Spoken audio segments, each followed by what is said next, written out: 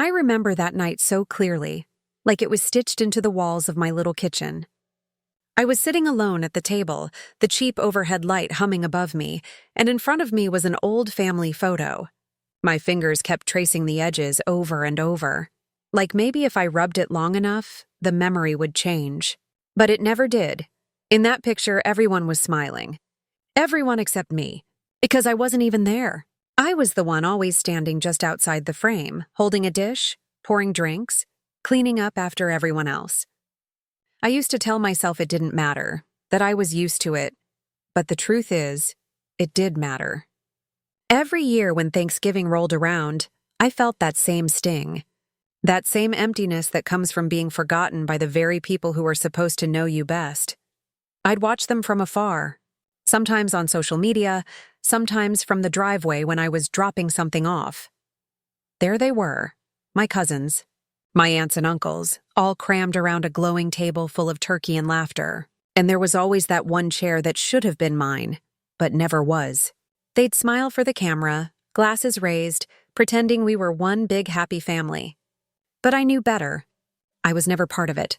Not really, and every year it was Tessa who made sure of that. My cousin, with her perfect hair and her perfect laugh, always finding a way to remind me I didn't belong. She was the host, the queen of Thanksgiving. And she liked it that way. I can still hear her voice, so casual it burned. Sorry, Lily. We just don't have the space this year. Or, maybe next time. Like I was some stray cat pawing at the door, waiting for scraps. That night, sitting there alone, I felt the ache of all those years stacked up inside me. I wanted so badly to believe that this year would be different, that maybe someone would remember me, maybe someone would reach out. But deep down I already knew. The pattern never changed. Not for me. I picked up the photo again, held it close, then set it down like it was poison. I leaned back in my chair and whispered to the empty room, "Enough." My voice cracked, but it carried something new, something sharper. For the first time, I didn't just feel sad. I felt done. Done being invisible. Done being the one left outside. I didn't know exactly how it was going to happen yet, but I knew one thing for sure. This year, Thanksgiving wasn't going to end with me staring at other people's happiness through a screen. No. This year, they were going to see me. They were going to look me in the eye and realize I wasn't some shadow in the background. I smiled then, just a little, because I already had something in motion. Something none of them could see yet. And when it was ready, everything would change. When I think back on all those years, it's almost like watching the same movie play on repeat, year after year. Every Thanksgiving followed the same script, and every time I told myself maybe this year would be different, maybe someone would see me. But it never was. Tessa Monroe, my cousin, always stood in the center of it all. She had that kind of presence that pulled people in. Her shiny hair, her loud laugh, the way she spoke like she was the star of every story. And in our family, she was. She hosted the dinners, she made the rules, and she loved making sure everyone knew she was in charge. The thing is, she didn't just enjoy the spotlight. She enjoyed shutting me out of it. I can still remember one year when I showed up early with a homemade casserole, the kind my mom used to make. I was so proud, hoping it might earn me a real seat at the table. But the moment I walked in, Tessa smiled that polished smile of hers and said, "Oh, thanks, Lily. You can just put that in the kitchen. We'll call you if we need anything." And that was it. I wasn't a guest, I wasn't family. I was the help. There were other moments, smaller but just as sharp. Like when everyone lined up for the big family photo and I stood there waiting, holding my coat, and Tessa laughed and said, "Oh, Lily, can you take the picture for us?" Everyone posed, all grins and arms around each other, while I stood behind the camera pressing the button. My name wasn't even mentioned when they posted it online. Just another Thanksgiving, another memory without me in it. And what hurt the most wasn't just Tessa. It was the way the rest of them went along with it. My grandmother would shrug as if it wasn't worth the trouble. My uncles would mumble something about space being tight, and my aunts would glance away, too polite to speak up. Even the younger cousins, the ones I used to babysit, learned to look right past me. It was like I didn't exist unless they needed someone to clear the dishes. While they were busy laughing in their perfect little world, I was out there building something different. I took night shifts at the diner, double shifts at the bakery, anything I could get. I saved every dollar, no matter how small, stuffing it into a jar under my bed. I learned from every cook I worked with, every manager who'd let me shadow them.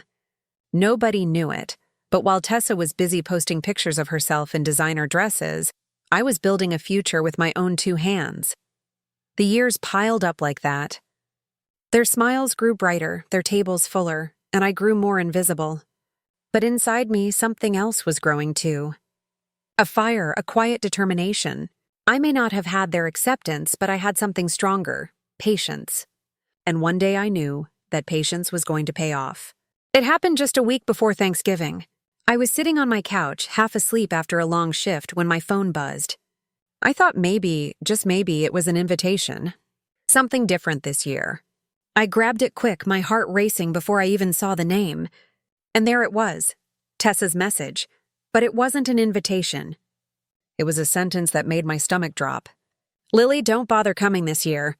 We've decided it's best you sit this one out." No explanation, no kindness, just those words, like she was cutting me off a list. I sat there staring at the screen, hoping I read it wrong. But the more I read it, the more it sank in. Not only was I left out again, this time she made it official. She banned me. Like I was some problem that needed to be kept away from the family table. I typed out a reply, erased it, typed again. My fingers were shaking so hard I could barely hold the phone. Finally, I just sent one line. "Why?" Her answer came quick. "You always make things awkward, Lily. It's better this way." Awkward. That's what I was to her. Not family. Not someone who cared enough to keep trying, even after years of being ignored. Just awkward. I can't even describe what I felt in that moment. Humiliation, anger, heartbreak, all tangled together until I couldn't breathe. I imagined her smirking as she typed it, maybe even showing it to the others, laughing about how easy it was to push me aside. Later that night, I heard from one of my cousins, Mark. He texted me a little shrug emoji and said, "Don't take it personally. You know how Tessa is, like it was nothing. Like it didn't matter that I was being cut out of my own family's holiday." I wanted to scream. For a long time, I just sat in the dark, staring at that phone. Part of me wanted to cry, to sink into the same hurt I'd carried every year. But another part of me, a deeper part, was done with tears. I felt this shift inside me, sharp and final. I folded the phone shut, set it down on the table, and whispered to myself, "No more." That was the moment it changed for me. I realized begging for a seat at their table was over. They didn't want me there? Fine, I wasn't going to fight for crumbs anymore. I was going to build something of my own, and when I did, they'd have no choice but to see me. Not as awkward, not as invisible, but as someone they should have never underestimated in the first place. After that message, something in me snapped, but not in the way they probably expected. I didn't throw my phone, I didn't cry all night, I didn't beg anyone to change their mind. Instead, I sat in the quiet and thought about everything I had been building in secret. All the long nights working double shifts, every dollar I saved, every recipe I tested when no one was watching. It all started to click together like it had been waiting for this moment. I had already been in talks with Mr. Harris, the old owner of the Willow and Hearth, a cozy little restaurant tucked on the corner of Main Street. I used to wait tables there when I was younger, and even back then, I dreamed of what it could become. Mr. Harris was getting tired, ready to retire, and he always told me I had the fire to take it over someday. I guess he saw something in me no one else did, so I called him. My voice was calm, steadier than I expected. "Mr. Harris, I'm ready," I said. There was silence for a moment, and then he chuckled softly. "I knew you would be. Papers are waiting whenever you are." From that moment, my life shifted into overdrive. I signed the lease with hands that shook, not from fear, but from the weight of what it meant. I stayed up late painting walls, scrubbing every corner, rewriting menus until my fingers cramped. The staff, people who remembered me from my waitressing days, rallied around me. They called me Ms. Pierce now, with respect in their voices that I had never heard before. There was a night I'll never forget. I stood alone in the empty dining room, the scent of roasted turkey and warm bread lingering in the air after a test run. I looked around at the polished tables, the glowing lights, the name Lily's Table printed fresh on the menus. My throat tightened, and for the first time in years I felt seen, even if it was only by the walls around me. The plan wasn't about showing off or rubbing it in Tessa's face. I didn't want revenge in the ugly sense. What I wanted was recognition, to step into a space where they couldn't deny me anymore. So when I heard Tessa had booked the family Thanksgiving dinner at a newly managed restaurant in town, I didn't say a word. I let her. I let the trap set itself. I could already picture it, the looks on their faces when they realized whose restaurant they were sitting in. Not out of cruelty, but out of justice. For every time I was told I didn't belong, for every chair I was kept away from, I had built my own table.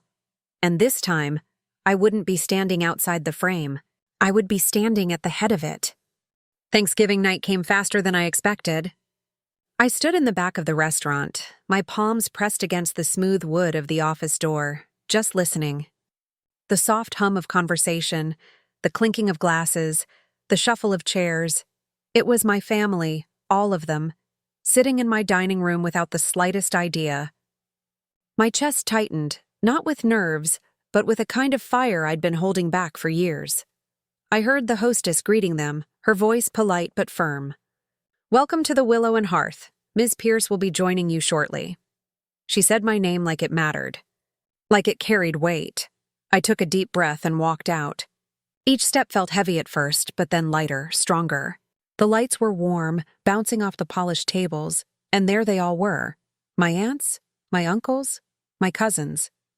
Faces I had memorized from the outside looking in, now sitting right in front of me, caught in the glow of a place that belonged to me.